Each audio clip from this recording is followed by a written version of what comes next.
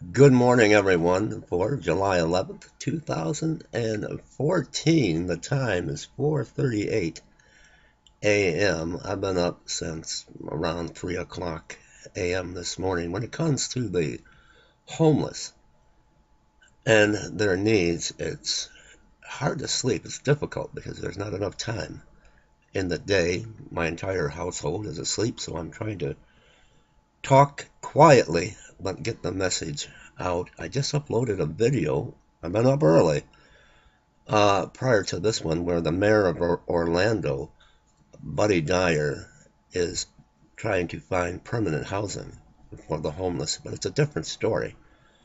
In my home state here, where I live in Michigan, I did an article, and it hasn't been that long ago, where Tent City in New Jersey, where they came in with bulldozers and wiped out the homeless, everything that they had. And I said, it won't be long till this takes place in one state after the other. Well, it's happened here in Michigan. Here's the headline, and I'll provide you with the link below. MDOT, Michigan Department of Transportation, Ann Arbor bulldoze homeless campsites in Broadway Park. Let me present the article to you, and I'll put the link below. Very disturbing, very upsetting. Ann Arbor, where this took place, is only a 20-minute drive from where I live.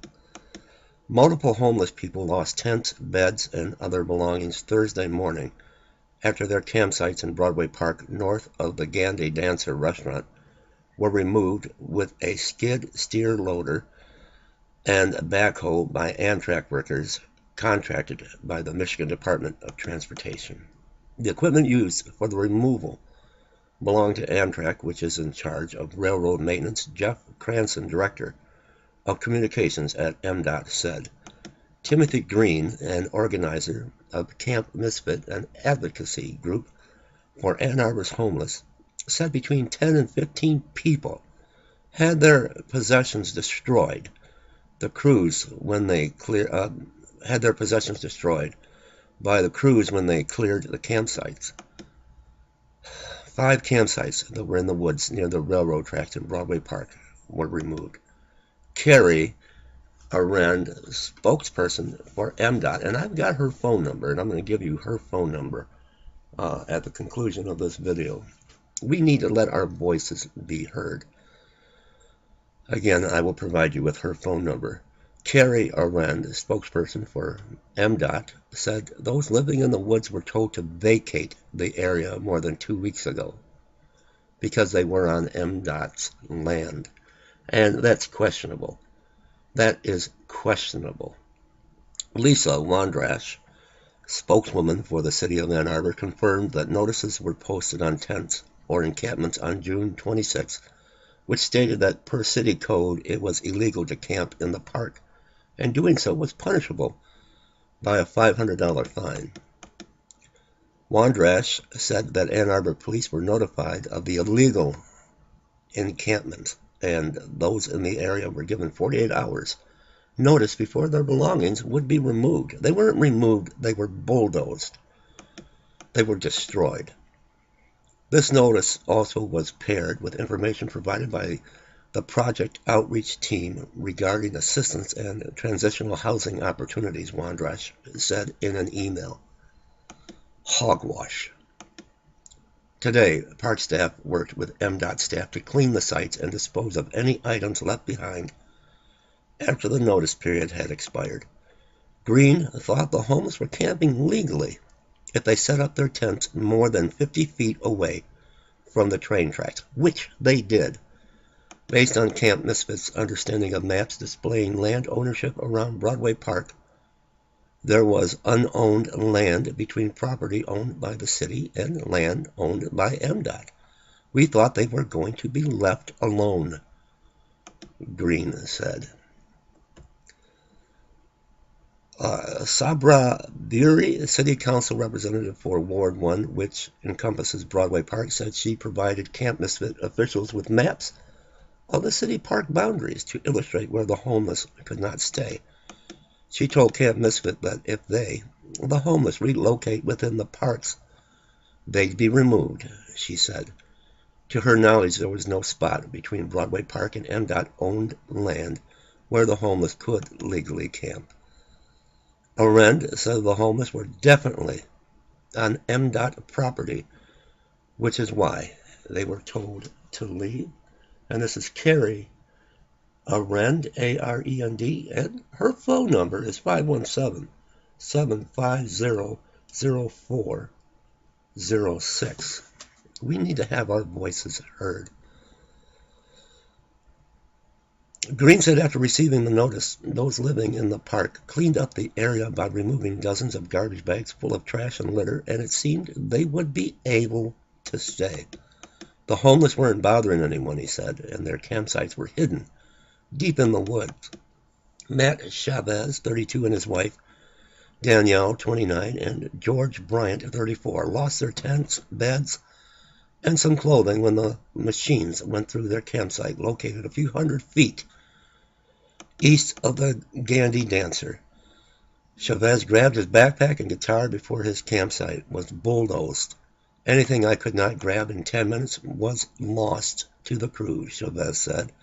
This isn't even what it looked like, he said, gesturing to the open space and bare dirt where trees and foliage had been removed. We were hidden.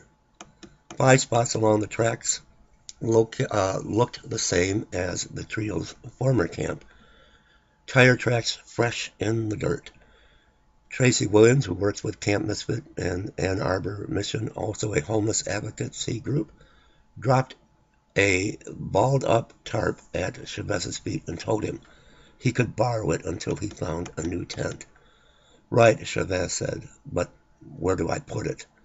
Those who were living in the campsite gathered what was left of their belongings near the riverbank in Broadway Park to speak with Breyer after MDOT and Ann Arbor police officers left the area. The Chavezes, Bryant, and multiple other homeless men and women voiced their anger, stating that the safe zone they thought existed in the woods was the only place they had to camp in the city. There is no legal place for people to camp here, Breyer said to the group. I can't say yes, you can camp on MDOT property. I can't say yes, you can camp on city property, because neither of those things are true. Chavez said the city needs to find a solution because there aren't enough beds for all the homeless in the city at the Delonis Center, and most do not qualify for the housing the city offers. And that's the same in Flint. That's the same in Flint, Michigan, Burton, Michigan, Pontiac, Michigan. All they have is Carriagetown, and there's just not enough room, not enough beds. I won't have a place to go at night, Chavez told Breer. I don't have a solution, Breer said. Green said he and Camp Misfit are trying to work with the city to set up a tent city on property owned by a member of Camp Misfit, but there hasn't been any progress made. If the only place in this world you have is a tent, and that's taken away, he said, where do you go? He added, if the group won't help us, move out of the way and let us help ourselves. Breyer told the group she understood their frustration, but there was nothing that could be immediately done. There's no legal place for you to go and camp, she said. For me to suggest that you go somewhere else would be immoral, because she knew they would be evicted. There is no current solution in the city, she said. The demand to help the homeless is enormous, so enormous